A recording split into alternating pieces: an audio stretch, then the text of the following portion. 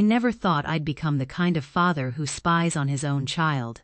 But that's exactly what I did on a Tuesday night in October, crouched behind a bookcase in my daughter's bedroom, holding my breath so hard my ribs ached. Let me back up.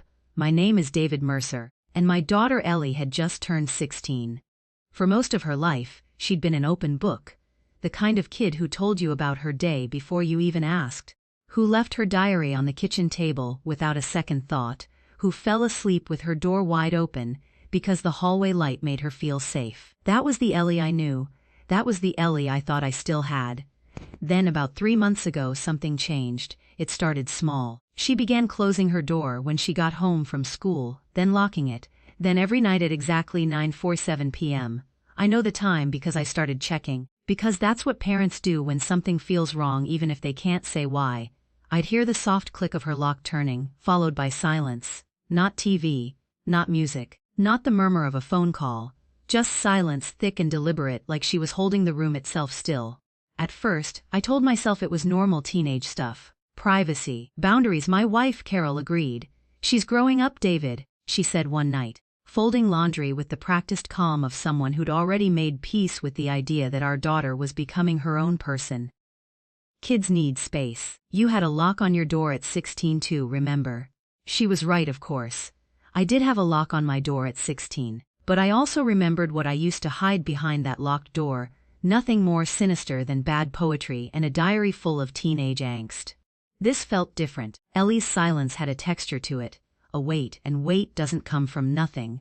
I noticed other things too, the kind of details that seem meaningless on their own, but start to stack up into something you can't ignore. She'd stopped eating breakfast with us, choosing instead to grab a granola bar and disappear before the rest of the house was even awake. Her phone, which she used to leave face up on the counter without a thought, now lived permanently in her pocket, screen down, buzzing occasionally with notifications she'd silence within seconds. She'd started doing her own laundry, something she'd never once volunteered to do in her life. And I noticed she was particular about which basket she used, keeping certain items separate, folding them a specific way before tucking them into the back of her closet. And then there was the smell. Faint, almost imperceptible, something like ozone or hot metal or the inside of an old electronics store.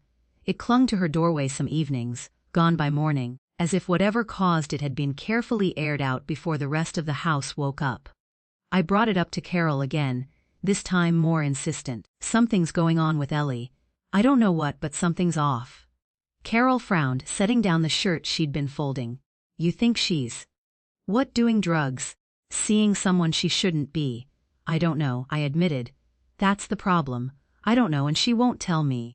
And every time I try to bring it up she just says I'm fine, Dad, and changes the subject. Maybe she just needs her privacy, maybe, I said. But the word tasted wrong in my mouth, like a lie I was telling myself to make the discomfort go away. 2 weeks passed. The pattern didn't break. If anything, it deepened. The locked door, the 9:47 p.m. silence, the careful, deliberate quiet that followed her like a second shadow. I started losing sleep, lying awake and listening to the house, straining to hear something, anything, that would explain what was happening on the other side of that door. Then one evening, everything shifted. I was walking past her room around 9:30, on my way to grab a glass of water, when I heard something I hadn't heard before. A voice, not Elise. Loud, layered, and strange, like it was being filtered through something electronic. It lasted only a few seconds before cutting off abruptly, as if someone had realized the volume was too loud and scrambled to fix it. I stopped dead in the hallway. I told myself I was overreacting. I told myself teenagers watch strange videos, listen to strange music, that there were 1,000 innocent explanations for a garbled voice behind a locked door. But my chest didn't believe the reassurances my brain was handing out. Something in me, some old, animal instinct that exists specifically to protect the people we love, refused to let it go. That night after Carol had fallen asleep, I made a decision I wasn't proud of, but one I felt I had no choice but to make. I waited until the house was still, until I heard Ellie's door click shut and lock at her usual time, and then I did something I had never done before in my life. I let myself into her room using the spare key we kept in the kitchen drawer, the one meant for emergencies, for fires, for moments when a locked door stood between a parent and a child who might need help. I told myself this counted. I told myself I was simply checking on her safety. Nothing more. Her room was empty. Not she wasn't there, empty, genuinely, physically empty, the bed still made from that morning, the desk chair pushed in. No sign that a 16-year-old girl had walked through that door minutes before, and yet I had heard the lock turn. I had heard footsteps. I had heard, faintly, that strange electronic voice.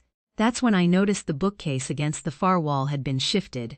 Just slightly, just enough that a sliver of darker wall showed behind it, a shadow where there shouldn't have been one. My heart pounding, I crossed the room, gripped the edge of the heavy oak shelf, and pulled. What I found behind it was something I never could have imagined. And it would change everything I thought I knew about my daughter. The bookcase groaned against the hardwood floor as I pulled it away from the wall, and for a moment I just stood there, staring, unable to process what I was looking at. It wasn't a hole in the wall. It wasn't a secret room out of some movie. It was a door, a real, solid door, painted the exact same shade as the wall around it, with a small brass handle that had been polished smooth from use. Someone had installed it carefully, deliberately, hidden in plain sight behind a piece of furniture that had sat in that spot for as long as we'd lived in this house. My hands were shaking as I reached for the handle. Every rational part of me was screaming that I should wake Carol, that I should call someone, that whatever was behind this door was clearly meant to stay hidden, and maybe, just maybe, I didn't have the right to violate that. But the father in me, the part that had spent 3 months lying awake listening for danger, pushed forward anyway.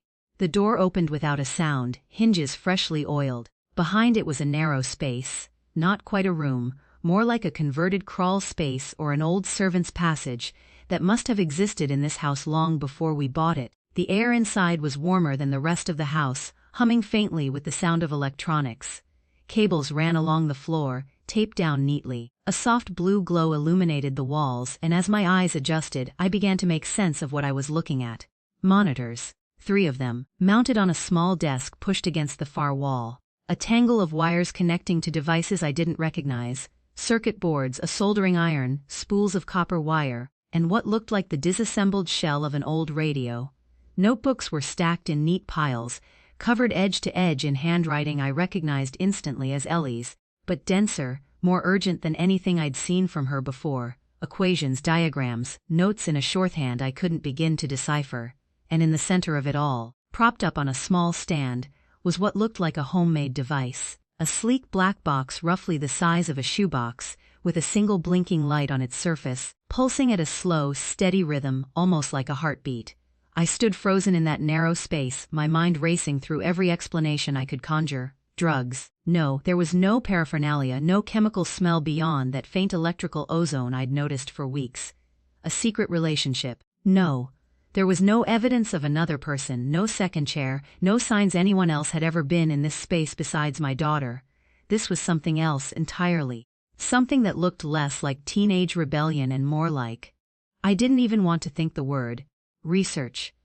I picked up one of the notebooks with trembling hands, flipping through pages filled with dense technical notes, dates spanning back nearly 4 months, right around the time her behavior had started to change. Some pages were filled with what looked like frequency calculations. Others had rough sketches of the black box from different angles, with annotations pointing to specific components. And scattered throughout, in the margins, were small phrases that chilled me more than anything else in that room's.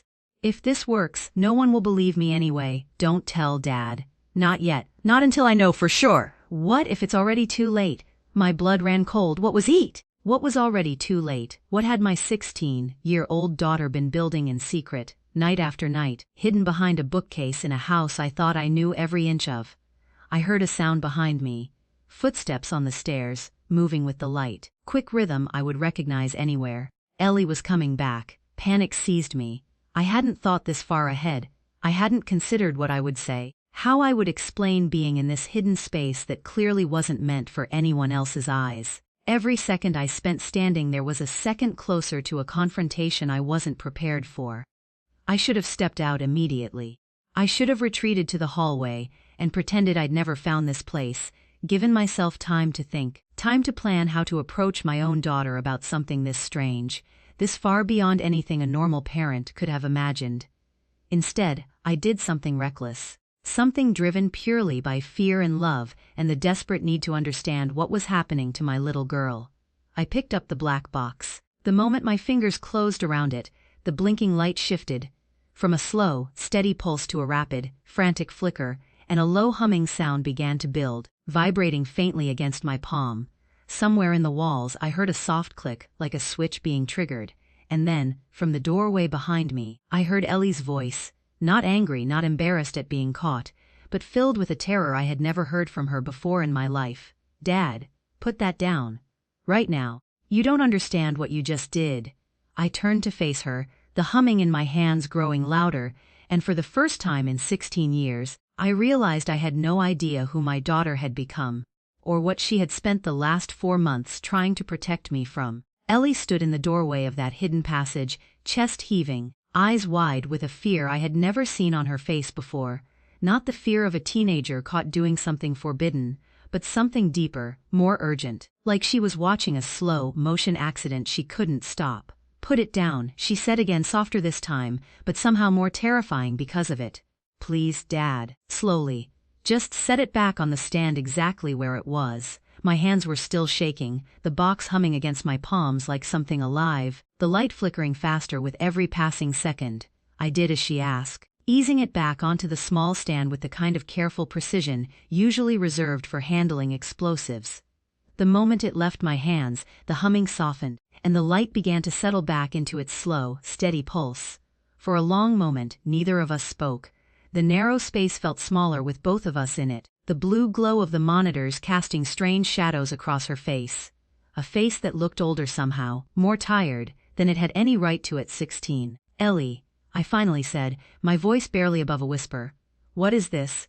What have you been doing back here every night?"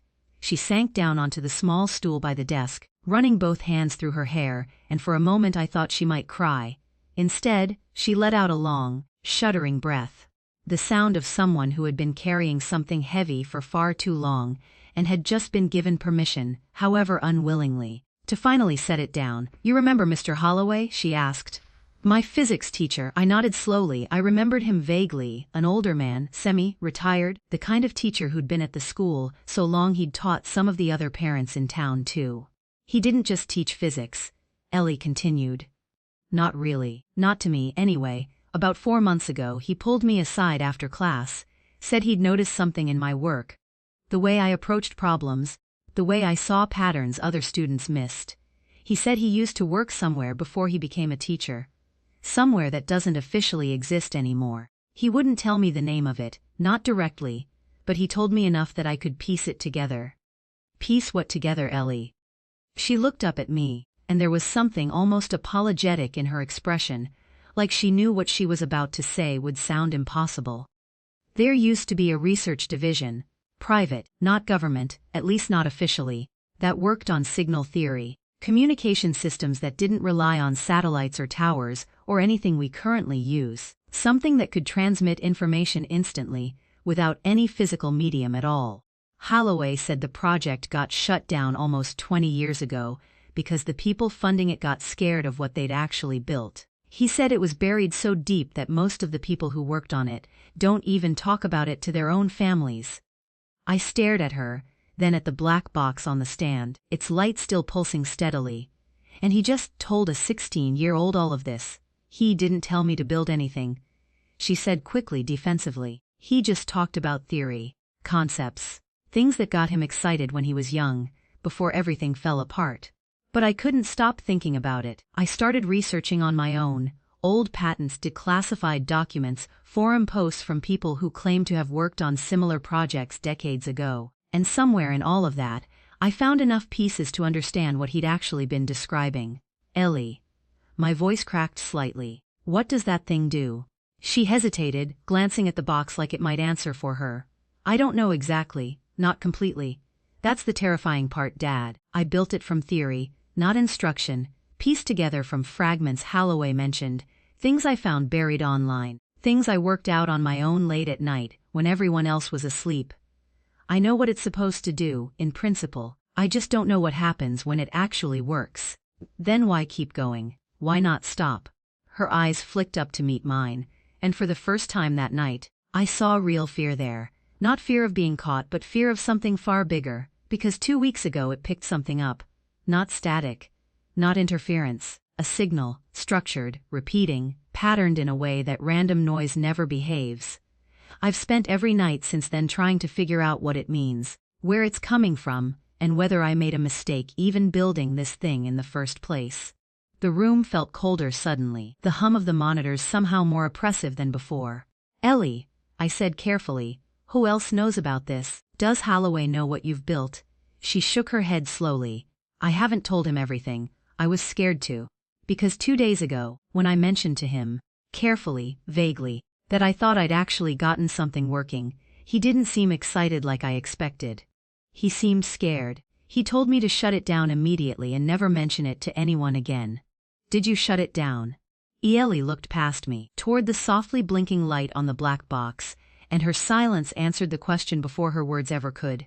"No," she finally whispered. "Because 3 nights ago, right after he told me to stop, the signal changed, and Dad, I think it started responding to me." The words hung in the small, humming space between us. "I think it started responding to me." I heard them, but for a moment my brain simply refused to process what she meant. "Responding how?" I asked, my voice tight. Ellie turned back to the desk and pulled up one of the monitors, angling it so I could see. Rows of jagged lines filled the screen. Waveforms, I assumed, though I understood almost nothing about what I was looking at. She pointed to a cluster near the center. "This is the signal from 3 weeks ago. Structured, repeating every 11 seconds, almost like a heartbeat but too regular to be biological. I recorded hours of it, trying to find a pattern." She clicked to a second file. "This is from 4 nights ago. Watch what happens when I send a short pulse back." She tapped a key. On the screen, a small spike appeared, her outgoing signal, and then, less than 2 seconds later, the waveform on the right shifted, mirroring the shape of what she'd sent. Almost except the timing was too clean, too intentional to be a simple reflection. "It copied it," she said quietly. "Not immediately, not the first few times, but eventually, it started echoing back whatever I sent, faster and more precisely each time. Like it was learning." I stared at the screen, then at her, my mind scrambling for any rational explanation. "Ellie, that could be an equipment malfunction. Feedback. Some kind of loop in the system you built." "That's what I told myself too," she said, "for the first week. But 2 nights ago I didn't send anything. I just left the receiver running while I did homework at my normal desk in my actual room, and it sent something anyway." Unprompted, she pulled up a third file. "This one longer, more complex than the others. This isn't a copy of anything I transmitted. This is original, it came from somewhere else. All on its own." I felt something cold settle in my chest. "From where, Ellie? You said this was some kind of instant transmission technology, not a radio picking up broadcasts from across town. If it's not an echo and it's not a malfunction, then where is it actually coming from?" She hesitated, and in that hesitation I saw something I hadn't expected from my daughter. Genuine uncertainty. The kind that comes from staring at a problem so far outside your understanding that even guessing feels reckless. Holloway said the original project was designed around a theory that space and distance don't work for this kind of signal the way they do for radio waves. That if it worked at all, it wouldn't be limited by geography. It could come from anywhere. Or, she paused, swallowing hard. "From any time," I repeated flatly. "You're telling me you think you built something that communicates across time?" "I'm not telling you I think that," she said, frustration creeping into her voice. "I'm telling you I don't know what else it could be, because I've ruled out everything else I can test for. No local interference, no equipment failure, no signals from any known frequency band overlapping with what I'm using. I've spent 4 months trying to disprove this, Dad, and every test I run just makes it harder to explain away." I sat down heavily on the edge of the small stool beside her, my head spinning.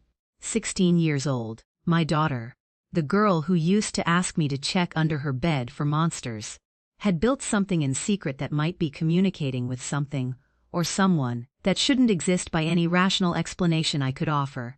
"Show me the message," I said finally. "The one it sent without you prompting it." Ellie's fingers hovered over the keyboard for a moment, before she pulled up a translated readout. Rows of numbers converted into something closer to symbols, and beneath that a rough decoded string of text that she'd clearly spent hours trying to interpret. "Dio Namhayan." Rescue I need. More team BFAR. The message cut off abruptly, the rest of the transmission lost to static. I read it 3 times before I trusted myself to speak. Warn who Ellie? Before what?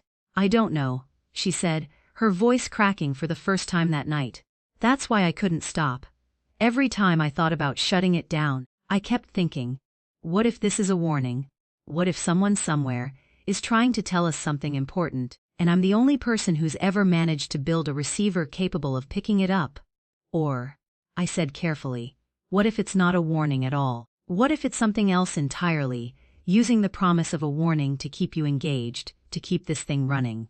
Ellie's eyes lifted to mine, and I saw real fear flicker across her face. Not fear of the machine, but fear that I might be right. Before either of us could say another word, the black box on the stand let out a sharp, unfamiliar tone, 3 short pulses, followed by a long, sustained hum that hadn't happened in any of the recordings she'd shown me. The light on its surface shifted from blue to a deep, pulsing red. Ellie shot up from her stool, eyes wide. It's never done that before. On the monitor, new characters began appearing rapidly, faster than either of us could read in real time, filling line after line of the screen, and at the very bottom, one final line appeared, distinct from the rest, formatted differently, almost deliberately clear, as if whatever was on the other end wanted to make absolutely certain we understood it. For a moment, neither of us breathed. I came boo. The words sat on the screen, glowing faintly red, and the small crawl space suddenly felt like it had shrunk to half its size. Ellie's hand found my arm and gripped it hard, the way she used to when she was small and scared of thunderstorms. Dad, she whispered. It's never referenced you before. It's never known anyone else was in the room. Maybe it's a script, I said, grasping for anything solid to hold on to. A pre-programmed response. Something you set up yourself and forgot about. I didn't program this, she said, her voice sharp with fear rather than defensiveness. I don't have the capability to program adaptive responses like this. I built a receiver, Dad, not an artificial intelligence. Whatever's answering, it's not following code I wrote, it's reacting, in real time, to us. As if to prove her point, the screen flickered, and another line of text appeared beneath the first. Yo br has bn car fiel. Yo elfino kakahayas tiangis. My stomach dropped. Whatever this was, it had been watching this exchange closely enough to draw a distinction between Ellie's caution and my clumsy intrusion. That meant either an extraordinarily sophisticated response system reading our behavior patterns in real time, or something that was, in some sense, actually aware of what was happening in this room. Ask it what it wants, I said, surprising myself with how steady my voice came out. Ellie hesitated, fingers hovering over a small keypad connected to the transmitter. Every time I've sent something, it's taken hours, sometimes days, to respond. This is the first time it's answered instantly. Because I touched it, I said slowly, the realization settling into place as I spoke it aloud. Whatever's on the other end. It didn't react to the machine. It reacted to me handling it. Like it noticed something changed. Ellie's eyes widened, and she turned back to the keyboard, typing Q. The reply came almost instantly. A QSDOYURINRITAOEASBIRTO. Eskis T or JT YUR der teskudo buen moise UC TPOPE fendi and ye goat scarred.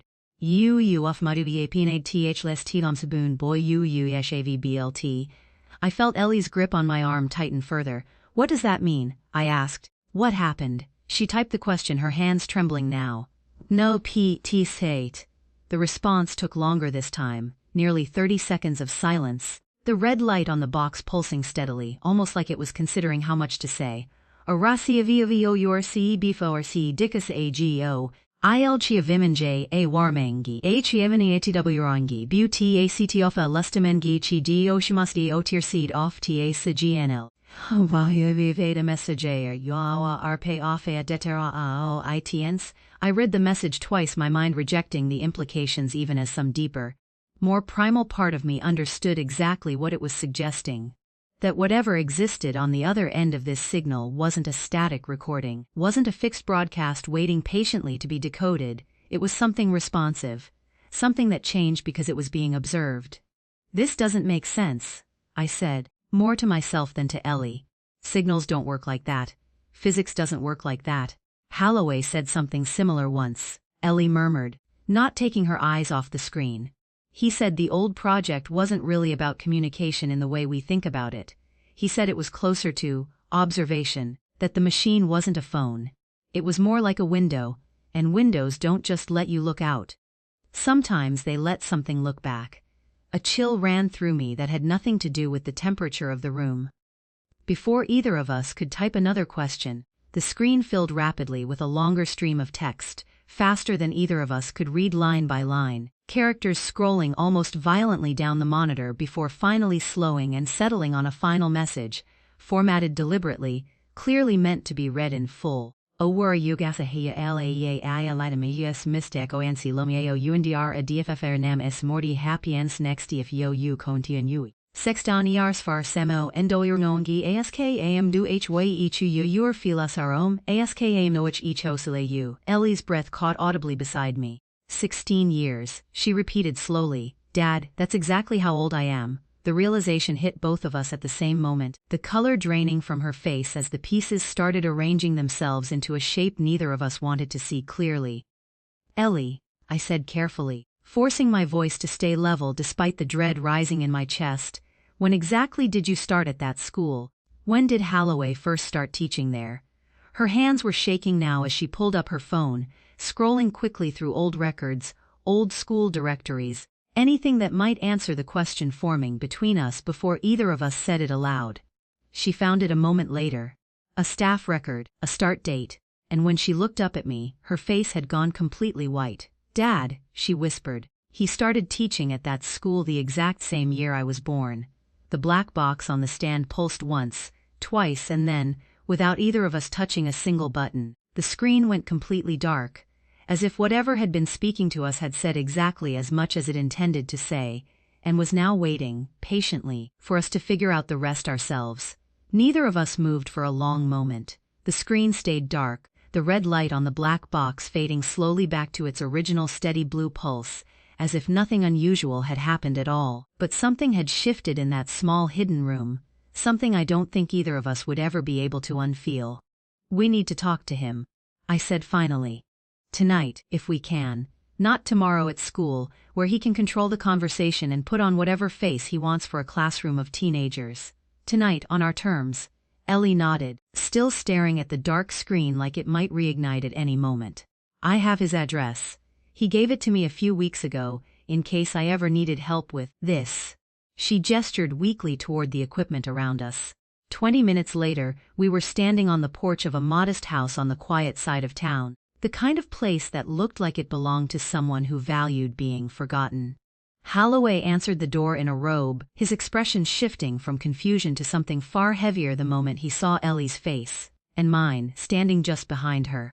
You didn't stop, he said quietly. It wasn't need answers, I said before Ellie could speak. Now, tonight, no more vague theories, no more half explanations. What is my daughter involved in? Holloway sighed, stepping back from the doorway to let us in. His house was cluttered with old books, most of them on physics and signal theory, some clearly decades old, their spines cracked from years of use. He gestured for us to sit at his kitchen table, and for a long moment he simply stared at his hands before he spoke. 16 years ago, he began, I wasn't a teacher. I worked on a project. The one I mentioned to Ellie, the one I probably shouldn't have mentioned at all. We built something similar to what she's built. We believed we were receiving a signal from somewhere beyond conventional understanding. A warning, we thought, about something catastrophic. We spent months trying to decode it, convinced we were doing something important, something that might save lives. What happened? Ellie asked, her voice barely above a whisper. Holloway's jaw tightened. The project leader, a brilliant woman named Dr. Reyes, became convinced the signal was responding specifically to her. Learning from her, adapting. The rest of us thought she was losing perspective, spending too many hours alone with the equipment. We shut the project down before we could prove anything one way or another. Funding evaporated, records were sealed. Most of us moved on, told ourselves it had all been an elaborate delusion born from too many sleepless nights, chasing patterns in random noise. But you didn't believe that, I said. Not really. He shook his head slowly. No. Because right before the project ended, I asked her the same question you're probably asking now. Who is this? What is on the other end? And she told me something I never forgot. She said it didn't matter who was on the other end. What mattered was that it had started asking about us, about who we were, where we came from. It wanted to understand the observer, not just deliver a message to them. Ellie went pale. That's exactly what it did tonight. It asked about my dad the moment he touched the device. Holloway nodded grimly.